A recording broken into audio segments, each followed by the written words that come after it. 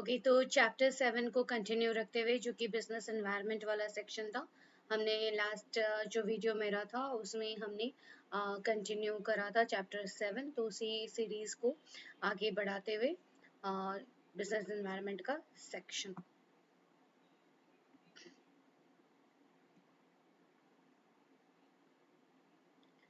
Indicator wise highlights of India's performance.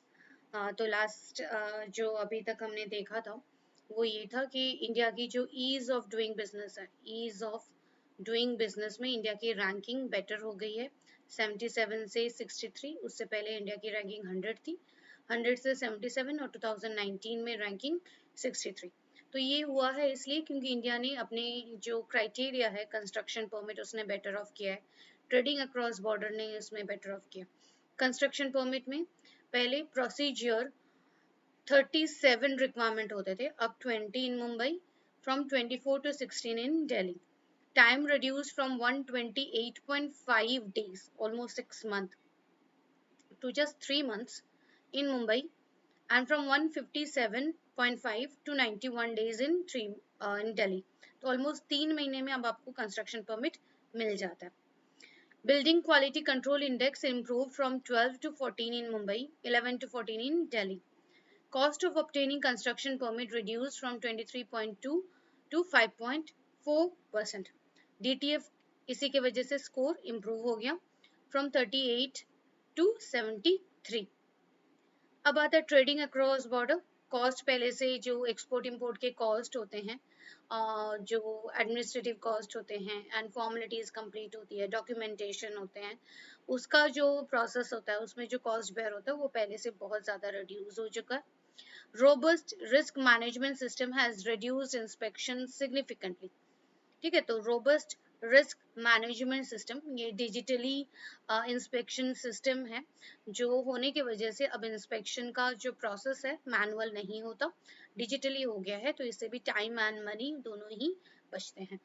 ई संचित, ठीक है, e Sanchit allows traders to file all document electronically. तो what is e Sanchit? E संचित एक जिसको बोलते हैं पोर्टल है जिसके थ्रू आप अपने सारे डॉक्यूमेंट जो ट्रेडिंग से रिलेटेड है उसको आप अपलोड कर सकते हो। तो जो CBIC है, central board of indirect tax and custom, has launch e Sanchit, e storage and computerized handling of indirect tax document for paperless processing, uploading of supporting documents to facilitate trading across border. तो आपसे यही पूछेंगे कि उन्होंने क्या initiate किया है ताकि हम डिजिटल जो डॉक्यूमेंट्स है उसको हम इलेक्ट्रॉनिकली डिजिटली अपलोड कर सकें, दैट इज ई संचित। सो टाइम रिड्यूस हो गया है एंड कॉस्ट रिड्यूस हो गया है ये सारा डिजिटल करने से। सो पहले के दिनों में क्या होता था, एक ऑफिसर आता था, जुरिस्डिक्शनल मैनुअल ऑफिसर, वो इंस्पेक्शन करने के लिए आता था। अब वो बात नहीं है। So gone are the days where a jurisdictional officer has to supervise the stuffing of export cargo. जो कार्गो जाना है, जो एक्सपोर्ट होना है, उसका स्टफिंग, उसको क्या डाला जा रहा है क्या नहीं डाला जा रहा, ये देखने के लिए एक ऑफिसर हुआ करता था, सुपरवाइजिंग ऑफिसर हुआ करता था। अब वो बात नहीं है। CBEC, Central Board of Excise and Customs, has introduced concept which enables the exporters to self-seal, word याद रखना, self seal their containers using electronic seal. Electronic seal से अब ये कंटेनर सेल्फ सीलिंग होती है, इसमें अब आप ऑफिसर की कोई जरूरत नहीं है। प्रोसीजर, बिजनेस स्टार्ट करना पहले बहुत मुश्किल होता था, बिजनेस स्टार्ट करने में बहुत डॉक्यूमेंटेशन लगता था। अब प्रोसेस कम हो गया, from 11 to 10 in Delhi, 12 to 10 in Mumbai. Time reduced from 30 to 16 days in Delhi, 29.5 to 17 days in Mumbai. PAN, permanent account number, and TAN, DIN, जो tax account number, and director जो होते हैं उनके आइडेंटिफिकेशन नंबर, ये सारा merge with spice. आपको पूछेंगे spice में क्या क्या मर्ज होता है, पैन, टैन एंड डिन, ये तीनों मर्ज होते हैं स्पाइस फॉर्म में। What is spice form? जब कंपनी एक CS इनकॉर्पोरेट करता है इलेक्ट्रॉनिकली डिजिटली, उसको के लिए एक फॉर्म की जरूरत है जिसको स्पाइस फॉर्म बोला जाता है।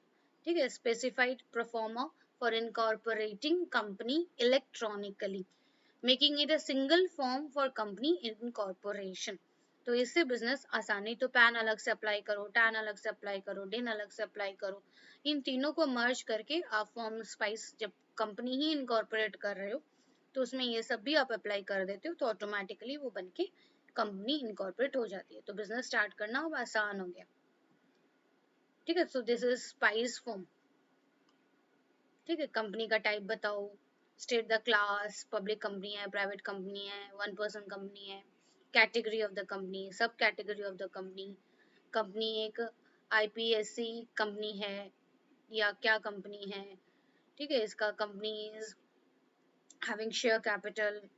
ठीक है, तो ये एक ई फॉर्म है, स्पेसिफाइड जो ई स्पाइस फॉर्म है ये वाला फॉर्म है। रजिस्ट्रेशन की पहले क्या होता है, शॉप एंड उसके लिए रजिस्ट्रेशन, शॉप एंड एस्टैब्लिशमेंट इन मुंबई, पहले रजिस्ट्रेशन के लिए आपको इंस्पेक्शन की जरूरत होती है, अब no requirement. Distance to frontier score पहले से बेटर हो गया, from 75 to 80। Access to credit rank पहले से इंप्रूव हुआ 29 से 22। DTF improve from 75 to 80। Legal right index improve from 8 to 9. Secure creditor will now be repaid first during business liquidation, hence given priority over other claims. ठीक है, तो credit में access करना आसान हो गया है और जब बिजनेस लिक्विडेशन हो रहा होगा तो अदर क्लेम्स के ऊपर जो क्रेडिटर जिन्होंने बिजनेस के लिए पैसे दिए हैं उनको सबसे ऊपर प्रायोरिटी दी जाएगी। इलेक्ट्रिसिटी के लिए भी हमें बहुत form fill up and formalities complete करनी होती है, वो भी आसान हो गया है पहले से। एक फॉर्म के लिए बिजनेस करना आसान हो जाता है जब उसको सारे परमिशन, सारे फॉर्मेलिटीज ई हो जाए, इलेक्ट्रॉनिकली हो जाए, डिजिटली हो जाए, सिंगल विंडो के थ्रू हो जाए और उसको department to department, door to door भागना ना पड़े। तो प्रोसीजर्स पहले से जो नियम है, रूल्स है, प्रोसीजर्स है, वो रिड्यूस हो गया, from 5 to 3 in Delhi, 5 to 4 in Mumbai. DTF score improved from 85 to 89.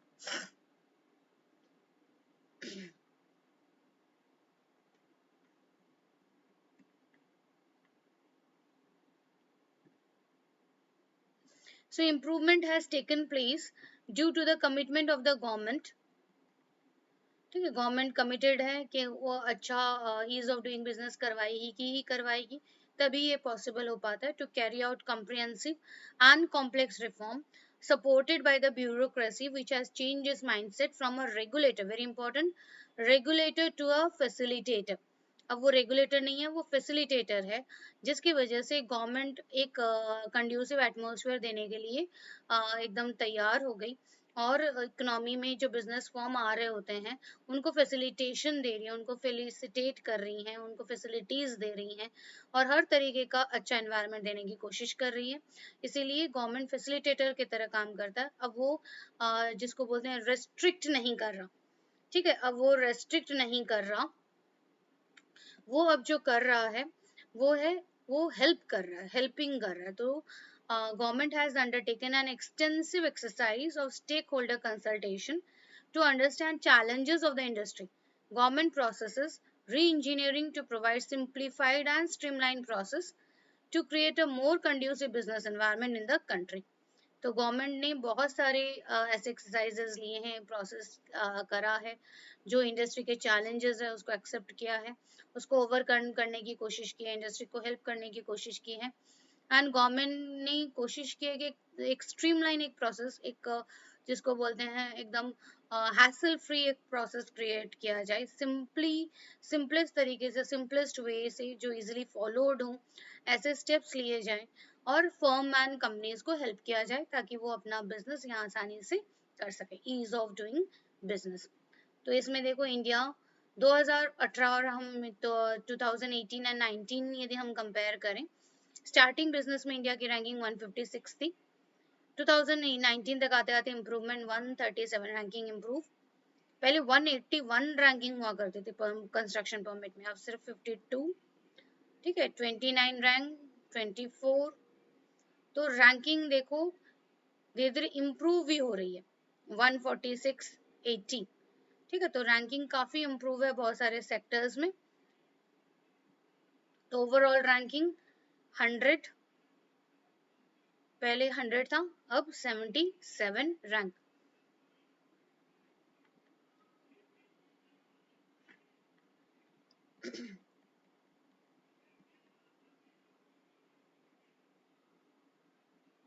ठीक है, 2000 में रैंकिंग, 2019 में ranking 77। So ease of doing business, department for promotion and industry and internal trade, DPIIT, in coordination with central ministries and Department of States, Union Territories, has taken several reform measures with an aim to improve regulatory environment and facilitate doing business in India. ठीक है, तो DPIIT जो organisation है, DPIIT ने अपने जो website है उस पर क्लियर कट एक तरीका दे रखा है कि स्टेट्स एंड सेंटर आपस में कैसे कोऑर्डिनेशन कर सकें, और उन्होंने रिफॉर्म एक्शन प्लान, ठीक है, रिफॉर्म एक्शन प्लान तय किया है, क्राइटेरिया तय किया है कि आप उन क्राइटेरिया को मानते हो तो आपके यहाँ बिजनेस करना आसानी हो जाएगा, जैसे आंध्र प्रदेश में, जैसे तेलंगाना में, जैसे यूपी में। तो यहाँ पे बिजनेस करना आसान हो रहा है, क्यों? क्योंकि DPIIT ने जो क्राइटेरिया तय किया है, जो फीचर तय किया है, उस फीचर को ये लोग मान रहे हैं, उसको इम्प्लीमेंट कर रहे हैं। इससे क्या होता है, जो एनवायरमेंट है, बिजनेस एनवायरमेंट, वो थोड़ा सा बेटर हो रहा है।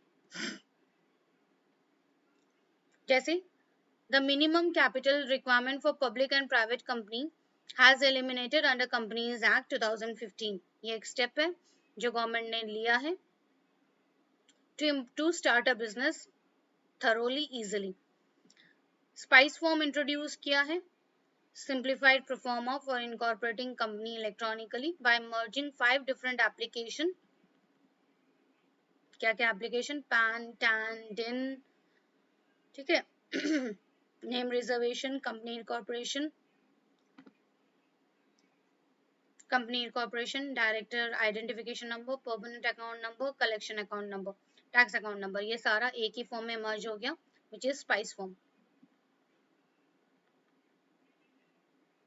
Introduce E form agile application for registration of the goods and services tax. GST के लिए नंबर लेना पड़ता है, GST बोलते हैं जिसको, वो आप ई फॉर्म के थ्रू ले सकते हो। तो ई फॉर्म में, एजाइल फॉर्म में GST, EPFO जो कि employees provident fund organisation registration है, एंड जो एम्प्लॉयज स्टेट इंश्योरेंस कॉर्पोरेशन है, इनके लिए जो रजिस्ट्रेशन है वो एक ही फॉर्म में हो जाएगा, विच इज एजाइल फॉर्म। ठीक है, any applicant if you want to register for any of this bodies can fill e-form agile and get registration at the time of company incorporation itself। तो जब आप company register करवा रहे हो, incorporate करवा रहे हो स्पाइस फॉर्म के थ्रू, उसी टाइम पे एजाइल फॉर्म के थ्रू भी आप GST, क्योंकि कंपनी में आपको एम्प्लॉयज प्रोविडेंट फंड के लिए रजिस्ट्रेशन करना पड़ेगा, आपको एम्प्लॉयज के लिए जो इंश्योरेंस है उसके लिए अलग से नंबर, क्योंकि आप एम्प्लॉयज को तो इंश्योरेंस भी दोगे, PF भी दोगे, तभी तो वो एक पब्लिक लिमिटेड या प्राइवेट लिमिटेड कंपनी बनेगी। तो इसकी वजह से स्पाइस फॉर्म जब आप बना रहे हो, उसी टाइम पे आपने एजाइल फॉर्म भी ले लिया, और एजाइल फॉर्म में आपने GST का पिन, स्पाइस और ये सारा आपका एक ही साथ हो जाएगा। ठीक है, तो e form agile and get registration at the time of company incorporation itself. This form enables the user to apply for GST, EPF, ESI along with SPICE। ठीक है, MCA लाता है, MCA brings C form agile जिसमें GST, ठीक है, spice form, ESI, provident form and this. Run,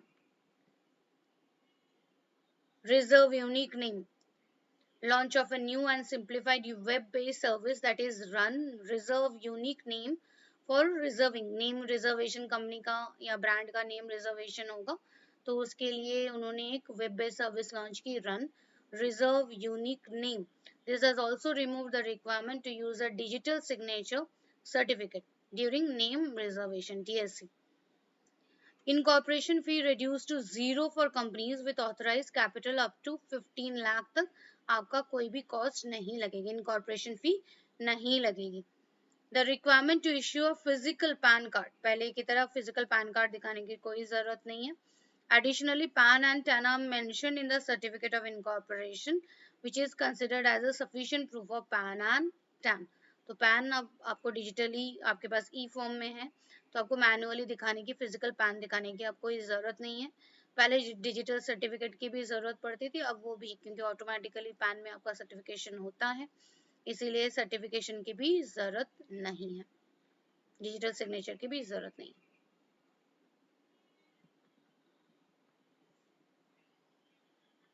ठीक है, online and common registration, EPFO और ईएसआई के लिए कॉमन रजिस्ट्रेशन पोर्टल करा हुआ है, श्रम सुविधा पोर्टल इज प्रोवाइडेड ऑन श्रम सुविधा पोर्टल। ये पोर्टल है, इस पे आप अपना यूजर आईडी पासवर्ड या आप लॉगिन करके आप अपने कंपनी के लिए ईपीएफ एंड ईएसआई ये सारा एक ही साथ आप रजिस्टर कर सकते हो।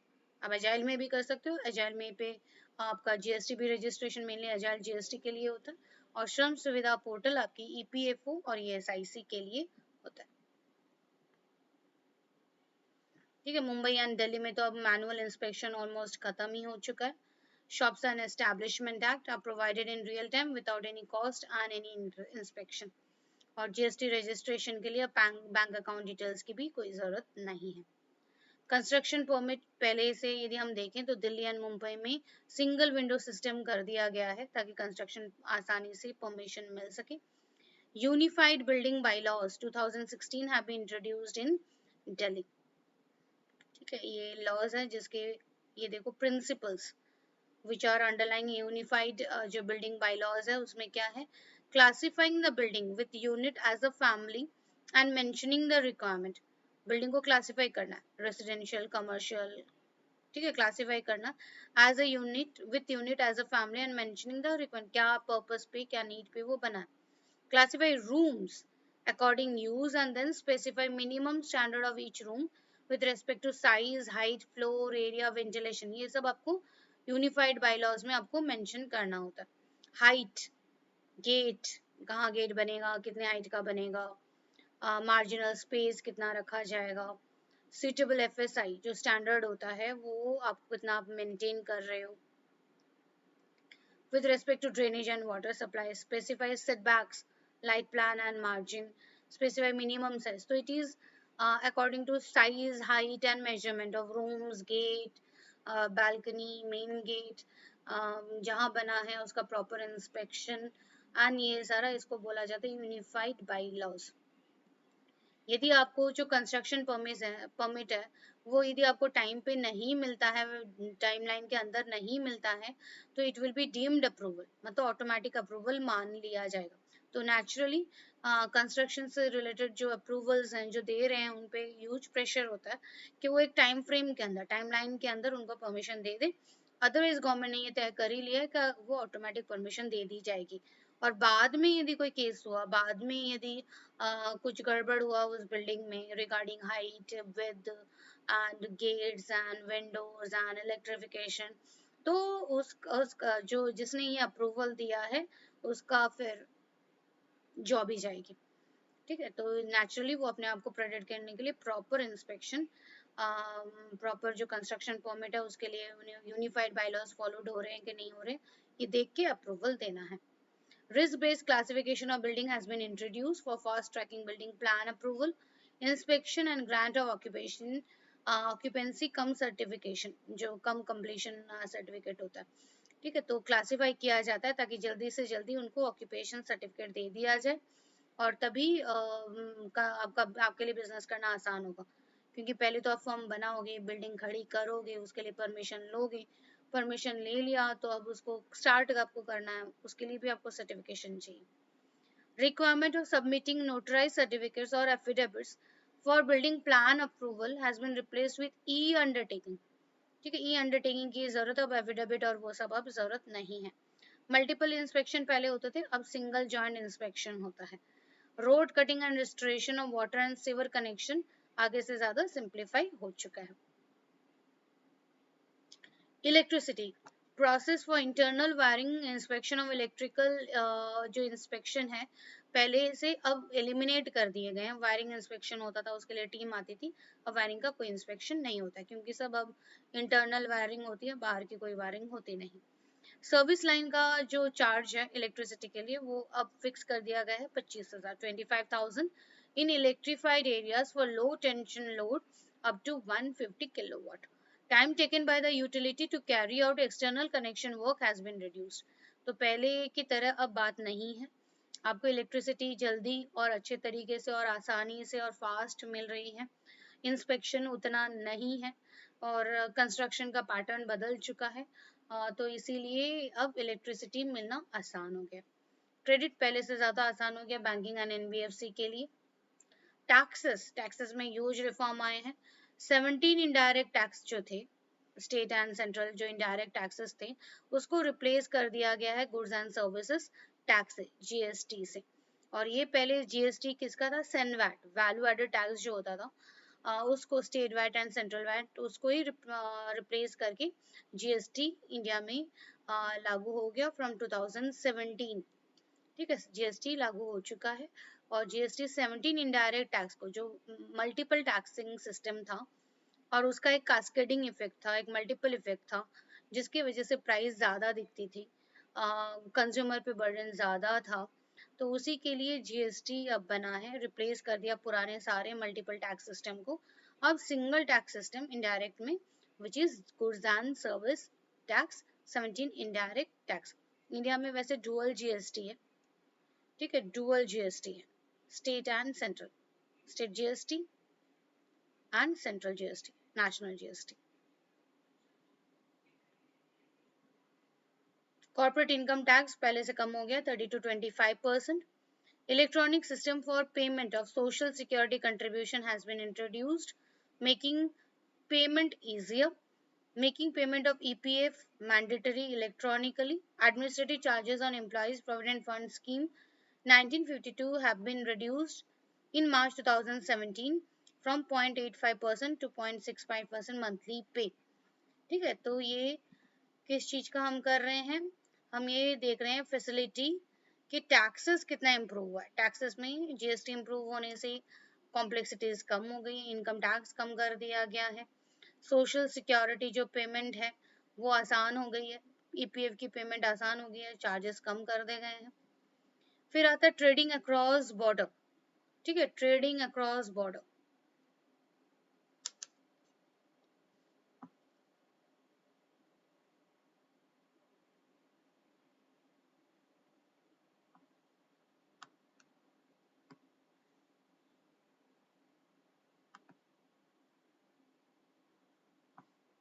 तो देख लेते हैं ये ट्रेडिंग अक्रॉस बॉर्डर से रिलेटेड यहाँ पे मैंने क्या लिंक लगा रखा है।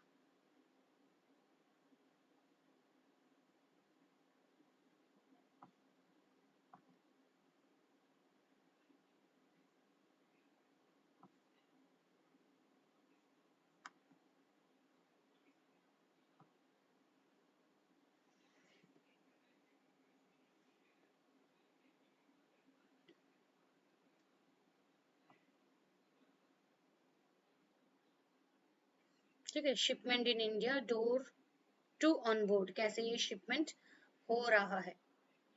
ठीक है, शिपमेंट ये कैसे हो रहा है, प्रोसेस, ये फाइल्स, ये फॉर्मेलिटीज हमें कंप्लीट करनी होती हैं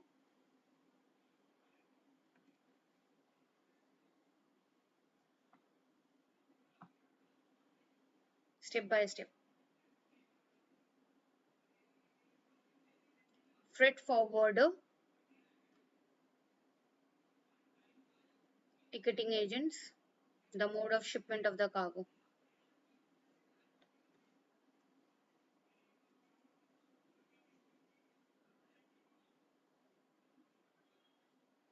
रेट क्या होगा वो डिपेंड करेगा शिपमेंट कैसा है, एयर से है, गाड़ी से है, प्लेन से है, पानी से है, कितना वॉल्यूम ऑफ शिपमेंट हो रहा है उस पर भी रेट डिपेंड करेगा।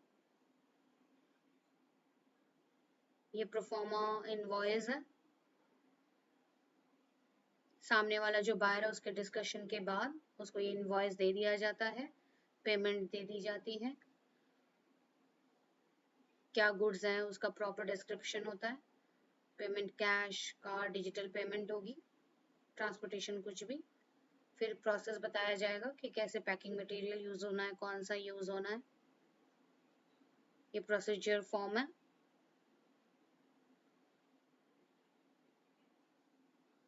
फिर कमर्शियल इनवॉइस तैयार किया जाता है।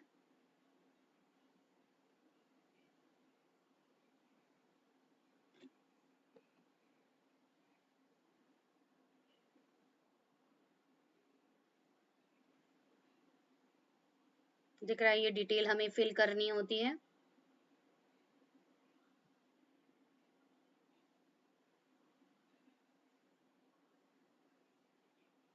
ये ऐड कोड रजिस्ट्रेशन,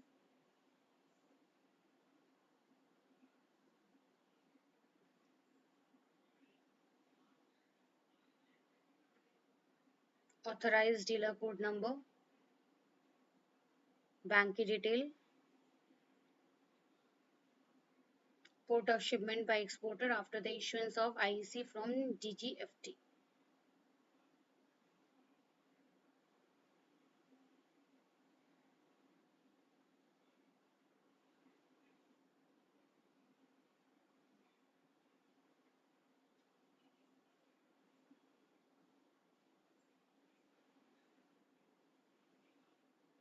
कुछ इनफ्लेमेबल होते हैं, कुछ रिसाइकलेबल होते हैं, कुछ टॉक्सिक होते हैं, उसका इंस्ट्रक्शन देना पड़ता है क्या आप एक्सपोर्ट कर रहे हो।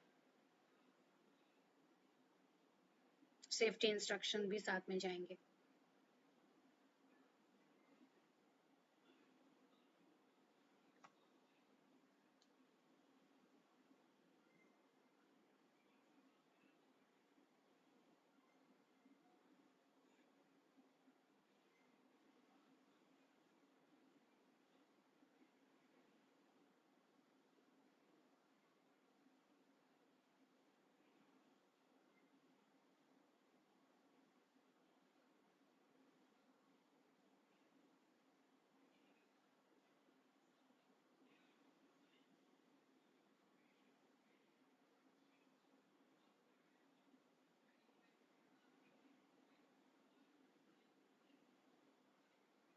शिपिंग बिल तय होता है।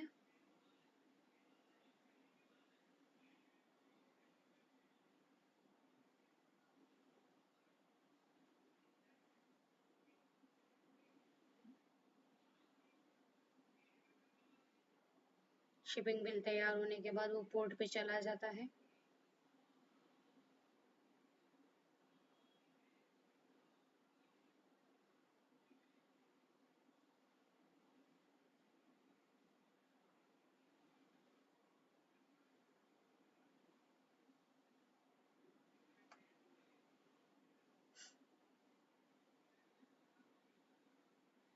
शिपिंग बिल में डिटेल्स दिया जाता है, प्रोवाइड कराया जाता है डेटा आपके प्रोडक्ट के बारे में, goods exportability under the foreign trade policy and other laws.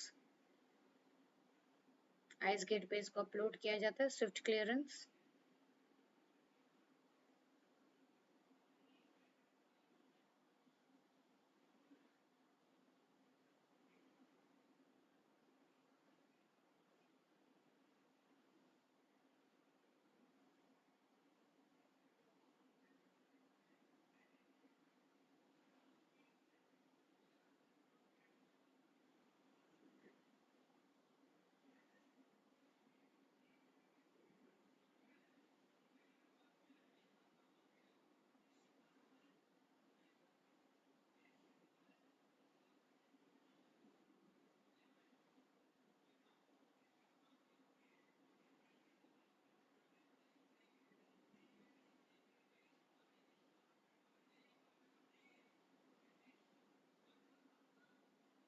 Loading of goods in container में लोड किया जाता है, फिर भेजा जाता है।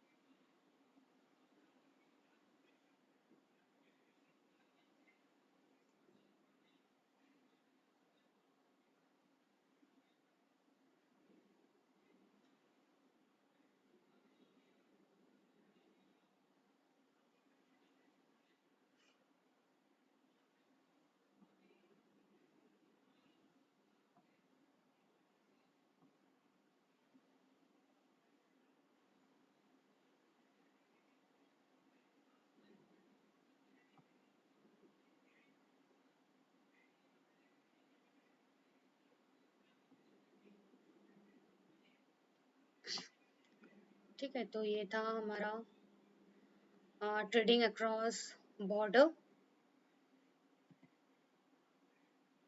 ठीक है, ट्रेडिंग अक्रॉस बॉर्डर का एक छोटा वीडियो हमने देखा। So time and cost export and import has been reduce through various initiative. पहले की तरह बात नहीं है, अब नए नए इनिशिएटिव लिए गए हैं जिसकी वजह से टाइम और कॉस्ट दोनों कम हो गए हैं।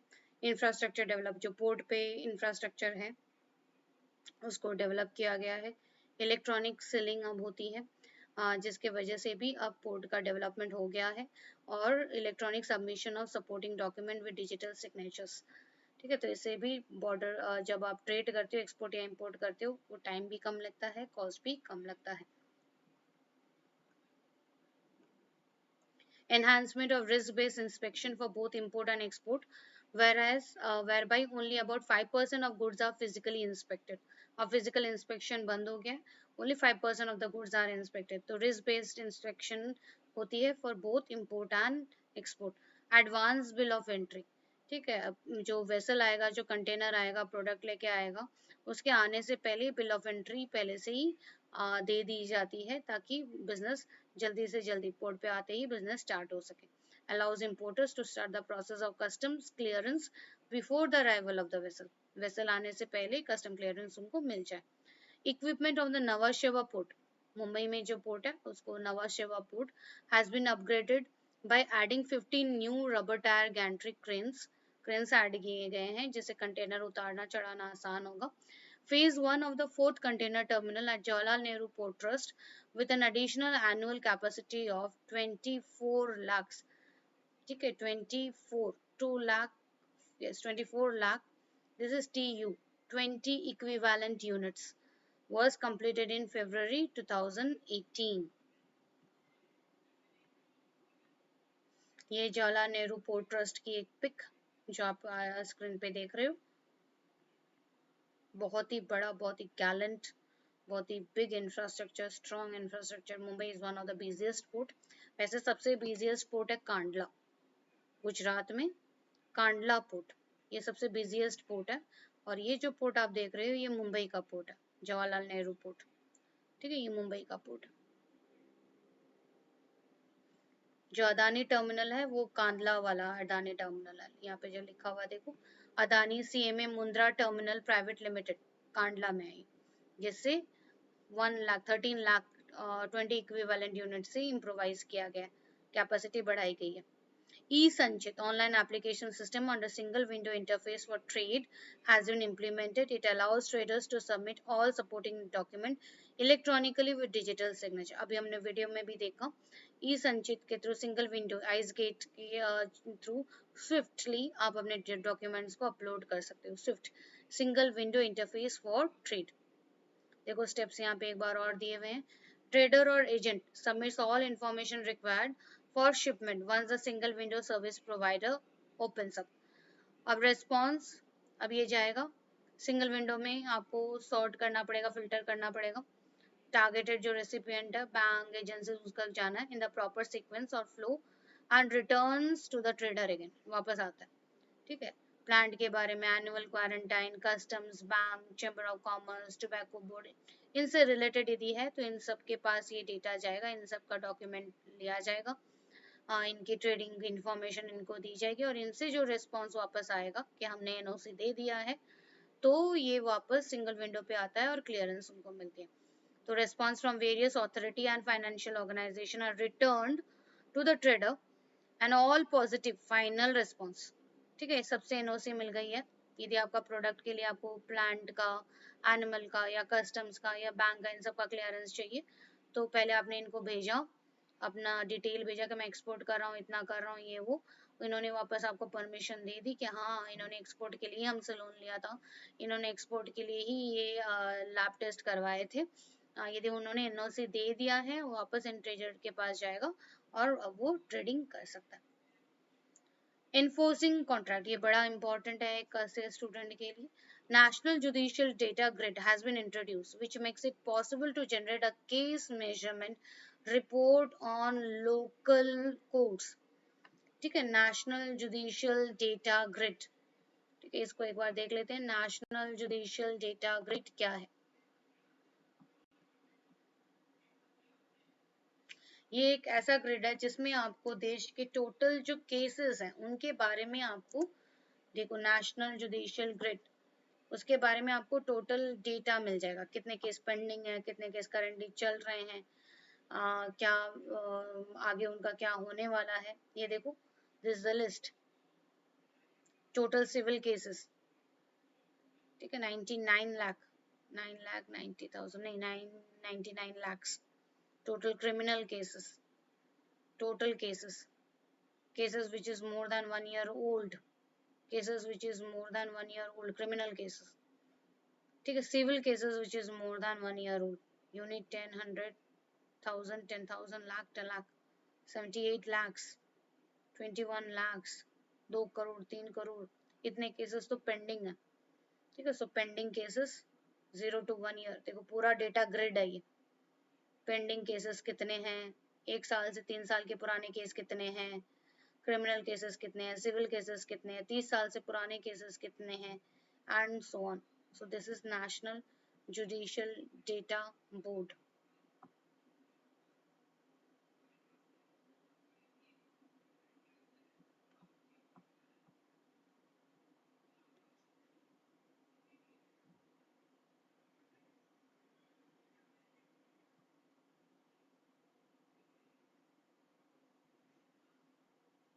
ठीक है, सो this is national judicial data grid, जो आपको पूरे देश का हाल बता रहा है in terms of pending cases.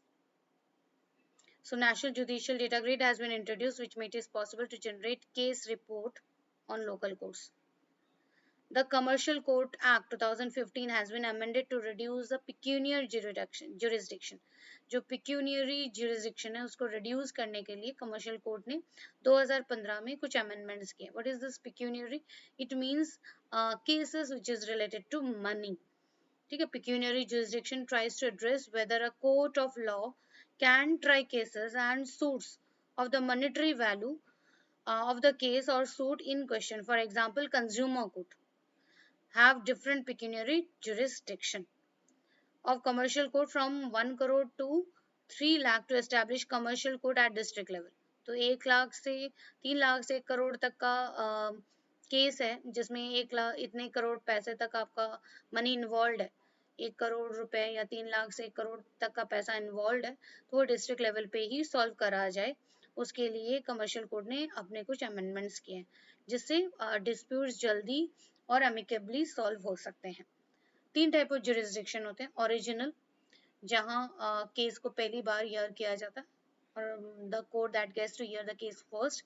Appellate, आप उस केस की जो सुनवाई है, जुरिस्डिक्शन है, उससे आप खुश नहीं हो तो आप अपील कर सकते हो। The power for higher court, district court से high court, to review a lower court decision, जो लोअर कोर्ट ने डिसीजन लिया उसको रिव्यू करने के लिए। Exclusive jurisdiction, only that court can hear a specific case, ठीक है, उस कोर्ट को स्पेसिफिकली वही कोर्ट हियर करेगी और कोई नहीं।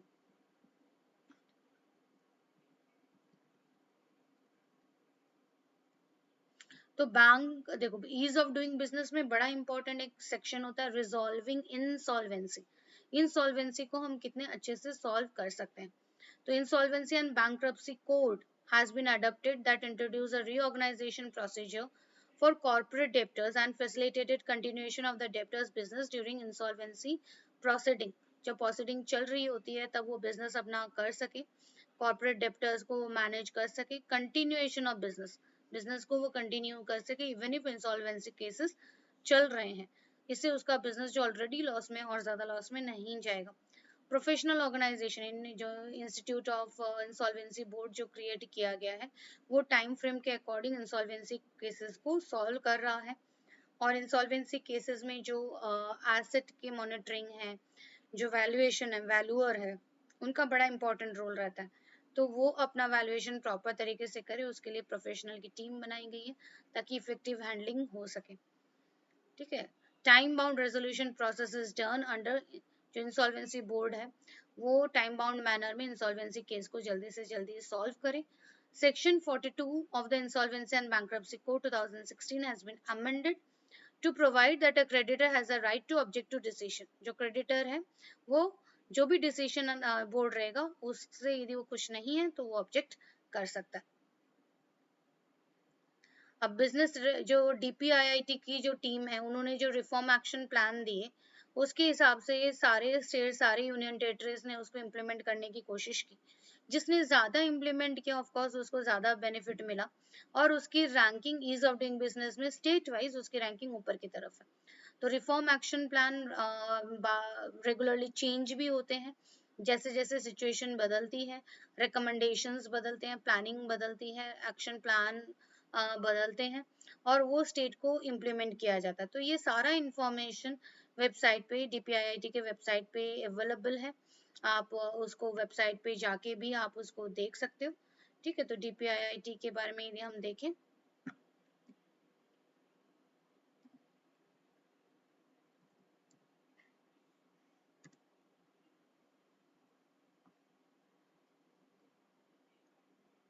Department of promotion for industry and internal trade.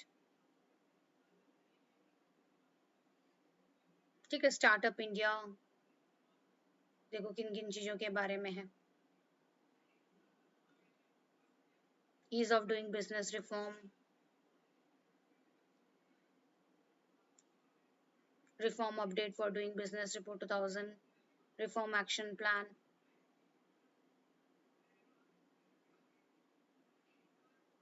Getting credit, paying taxes, देख रहे हो वही criteria, resolving insolvency, construction permit, getting electricity, registering property, reform update, starting a business reform update.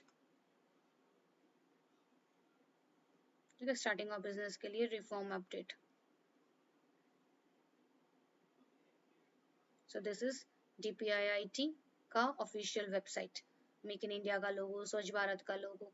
तो आप अपनी इकोनॉमी को, इंडस्ट्री को प्रमोट करने के लिए एनवायरनमेंट अच्छा कर रहे हो, एनवायरनमेंट में ये सारी चीजें आती हैं, इंटेलेक्चुअल प्रॉपर्टी राइट्स के बारे में।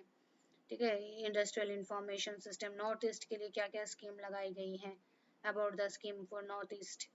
North east industrial development scheme has been launched to further catalyze the industrial development in northeastern region, including Sikkim.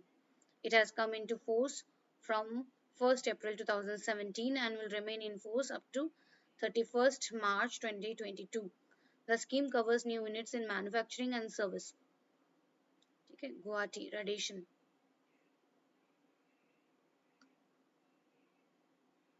Tripura industrial growth centre, ILS hospital Agartala. ठीक है, सो फॉर इन्वेस्टर्स देखो सारी इन्वेस्टर के लिए क्या गाइड है, क्या गाइडेंस है, फॉर्म में एप्लीकेशन कैसे वो लगाएंगे। देखो इसमें भी रैंकिंग साफ दिखाई दे रही है, Andhra Pradesh, Telangana third, UP second. National startup award 2021, ये पीयूष गोयल।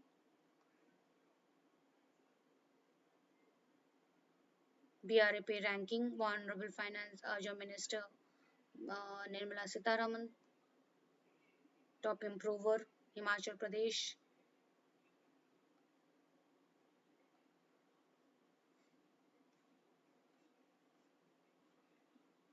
ठीक है, ministry of commerce Piyush Goyal, ministry of state for commerce Hardeep Singh Puri, and Shri Som Prakash, ministry of state and commerce and industry. 100 देखो कितने कितने schemes, 100 days initiative, industrial corridor, GST से related. So you can go through this. तो मैं तो अगेन सजेस्ट यही करूँगी कि जब भी आप बुक पढ़ते हो, साथ साथ वेबसाइट भी आप देख लिया करो, ताकि आपको डिटेल मिल जाए। ये देखो ranking, Andhra Pradesh, Uttar Pradesh, Telangana, Madhya Pradesh, Jharkhand, ease of doing business reform action plan के हिसाब से। The aim of this exercise is to create a conducive business environment by streamlining the regulatory structure and creating an investor-friendly investment. Clearly बता रखा है कि क्या ये reform action plan क्यों कर रहे हैं, ताकि हम एक कंड्यूसिव बिजनेस एनवायरनमेंट क्रिएट कर सके बाय स्ट्रीमलाइनिंग रेगुलेटरी स्ट्रक्चर्स। जो नियम है, रेगुलेशन है, उसको सिंपल करें, स्ट्रीमलाइन करें and investor friendly atmosphere create कर सकें। So DPIIT has developed an online portal which can be accessed to, ये पोर्टल है जो अभी हमने देखा। ठीक है, तो इन्होंने पब्लिक व्यूइंग के लिए ओपन कर रखा। अभी हम और आप पब्लिक ही हैं जो हम आराम से उसको एक्सेस कर सकते थे कि इन्वेस्टर फ्रेंडली एटमॉस्फेयर के लिए गवर्नमेंट ने क्या क्या स्टेप्स लिए हैं। आप स्टार्टअप हो तो आपको क्या करना है, कौन सा फॉर्म लेना है, आपको कहाँ अप्लाई करना है, क्रेडिट के लिए कहाँ जाना है, परमिशन के लिए कौन सा window. So it is single window kind of, इसको आप इंफॉर्मेशन विजर्ड बोल सकते हो। इंफॉर्मेशन विजर्ड सिस्टम, एक ही पोर्टल पे आपको सारी इंफॉर्मेशन मिल जाएगी रिगार्डिंग बिजनेस, रिगार्डिंग इन्वेस्टमेंट। ठीक है, तो उसमें आपको सारे एक्सेस मिल जाएंगे, आपको क्या करना है पूरी गाइडेंस आपको मिल जाएगी, आपको कहीं और जाने की जरूरत नहीं है। एक जिसको बोलते हैं single point system, single window system. तो इस रिफॉर्म एक्शन को हम यदि इम्प्लीमेंट करते हैं तो स्टेट वाइज इम्प्रूवमेंट होता है, इन्वेस्टमेंट आता है, जिसमें आंध्र प्रदेश देखो टॉप स्टेट है। आंध्र प्रदेश, फिर उत्तर प्रदेश, तेलंगाना, मध्य प्रदेश एंड झारखंड, फिर छत्तीसगढ़, हिमाचल प्रदेश, राजस्थान, वेस्ट बंगाल एंड गुजरात। ठीक है, तो in 2017 the reform exercise was updated to 372 action plan with addition introduce such as central inspection system, trade licence, ये कुछ और क्राइटेरिया है जो ऐड किए गए। अब डीपीआईएनटी ने और क्या क्या इनिशिएटिव लिया। एक nation wide workshop was held on 29 July 2017 to discuss the relevance and importance of reform. वो रेगुलर वर्कशॉप कंडक्ट करवाती हैं between territories, union territories and state. 100 participant उसमें पार्टिसिपेट किया था ताकि हम डिस्कस कर सकें कि रिफॉर्म का क्या इंपॉर्टेंस है, कैसे उसको इम्प्लीमेंट किया जाए। यूनिक मेथड, यहाँ देखो एक वर्ड यूज किया है, हैंड होल्डिंग मेथड। ठीक है, हैंड होल्डिंग का मेथड होता है एक वीक स्टेट और एक स्ट्रॉन्ग स्टेट, ये दोनों मिलके काम करेंगे तो वीक भी धीरे धीरे स्ट्रॉन्ग होता हुआ चला जाएगा, जिसके थ्रू वेस्ट बंगाल नागालैंड में एक वर्कशॉप हुआ था, tie up kind of, to effort conducting 3 day workshop for Nagaland. West Bengal जो कि एक नागालैंड के मुकाबले स्ट्रॉन्गर इंडस्ट्रियल स्टेट है, तो उन्होंने वर्कशॉप कंडक्ट करवाया ताकि नागालैंड को भी इंडस्ट्रियल बेनिफिट मिले। जो एक्शन प्लान है, रिफॉर्म एक्शन प्लान है, वो नागालैंड भी इम्प्लीमेंट करे और अपने आप को इंडस्ट्रियली प्रमोट करे, अपना इंडस्ट्री एंड ट्रेड अच्छा करे और बिजनेस के लिए आसान बन सके Nagaland as a state. Priority reform was identified for Northeast states and other with low implementation score, जिनका लो इम्प्लीमेंटेशन है, जो ज़्यादा ईज ऑफ डूइंग बिजनेस के लिए जो रूल्स एंड रेगुलेशन ज़रूरत है, जो क्राइटेरिया ज़रूरत है, यदि वो इम्प्लीमेंट नहीं कर पा रही है तो उसको रेगुलर बेसिस पे, प्रायोरिटाइजेशन के बेसिस पे वो इम्प्लीमेंट करवाया जाए। सो ये आइडेंटिफाई किया गया। 8 workshops were conducted along with World Bank to address queries posed by the states, Punjab, Haryana and union territories, Andaman Nicobar, Goa, ये सब इनकी जो क्वेरीज थी इनको सॉल्व किया गया along with World Bank. To handhold all the 8 northeastern states, video conference was arranged. The assignment of state and UTs under Business Reform Action Plan in 2017-18 was released jointly by DPIIT and World Bank. तो DPIIT and World Bank ने मिलके बहुत सारे initiative लिए हैं specially for north eastern states, ताकि वो industrially अपने आप को प्रमोट कर सके। तो जिसकी वजह से अचीवमेंट मिला 2017-18 में भी।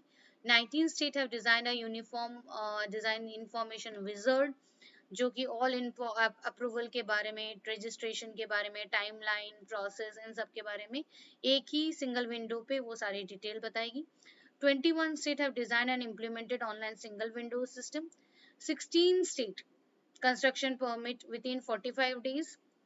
ठीक है, कुछ तो 7 डेज के अंदर। तेलंगाना, आसाम एंड तमिलनाडु और शॉर्ट लाइन और टाइम फ्रेम इन्होंने कम कर दिया, इतने कम टाइम फ्रेम में आपको कंस्ट्रक्शन परमिट मिल जाता है।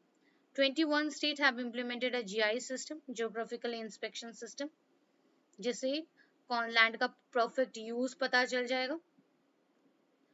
ठीक है, 18 states have brought all compliance inspection conducted by labor, factories, boilers under central inspection, एक ही इंस्पेक्शन में सारे इंस्पेक्शन हो जाएंगे। 12 state like Jharkhand, Maharashtra and Gujarat, इन्होंने कोर्ट फीस तो पूरा पूरा ही माफ कर दिया, खत्म ही कर दिया।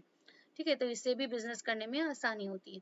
29 states have notified a list of white category industries exempted from taking pollution clearance. अब pollution clearance की कोई जरूरत नहीं यदि आपकी कैटेगरी white category industries है, जिसमें कोई pollution होता ही नहीं। 20 states implementing online application system, wholesale drug license and retail drug license. 18 states ने ऑनलाइन सिस्टम कर लिया है for partnership form and societies. 20 state have online system for registration and renewal under legal metrology, जो measurement act होता है, measurement के क्या standard रहेंगे उसके लिए उन्होंने एक ऑनलाइन सिस्टम तैयार किया है।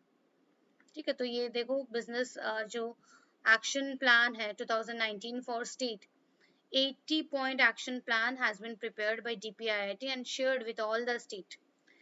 Capacity building initiative 7 वर्कशॉप उन्होंने कंडक्ट करवाया थे यूनियन टेरिटरीज दिल्ली चंडीगढ़ इन सब के साथ। 8 रीजनल वर्कशॉप कंडक्ट करवाए गए ताकि वो रिफॉर्म एक्शन प्लान प्रॉपर उन्होंने लॉन्च कराया कि नहीं। तो आंध्र प्रदेश रेगुलरली टॉप पे आ रहा है इन 2019 ईज ऑफ डूइंग बिजनेस। ठीक है, बेस्ट परफॉर्मर यदि हम इम्प्रूवमेंट के हिसाब से देखें, best performer Gujarat, top performer with more than 85 percentile Karnataka, Kerala, Rajasthan. Leaders, aspiring leaders धीरे धीरे चेंज हो रहा है, इमर्जिंग लीडर्स, बिगिनर्स। ठीक है, ये सब रैंकिंग है।